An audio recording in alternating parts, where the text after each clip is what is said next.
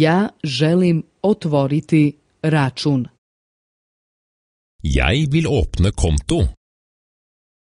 Ovo je moj pasoš. Her er passet mitt. A ovo je moja adresa. Og her er adressen min. Ja želim uplatiti novac na moj račun. Jeg ønsker å innbetale penger på kontoen min. Ja želim podignuti novac sa svog računa.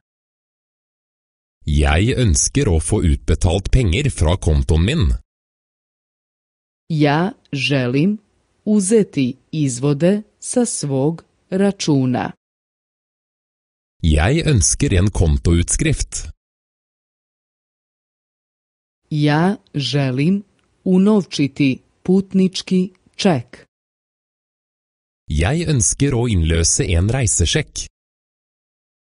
Koliki su troškovi? Hvor mye koster det i gebyr? Gde moram potpisati? Hvor skal jeg underskrive? Ja očekujem doznaku iz Nemačke. Jeg venter en overføring fra Tyskland. Ovo je moj broj računa. Her er kontonummeret mitt. Da li je novac stigao? Er pengene kommet?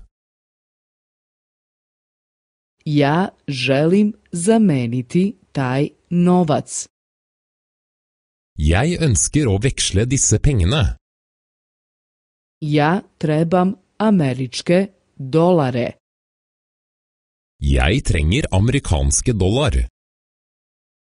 Molim vas, dajte mi sitne novčanice. Kan jeg få det i små sedler? Ima li ovde bankomat? Finnes det minibank her?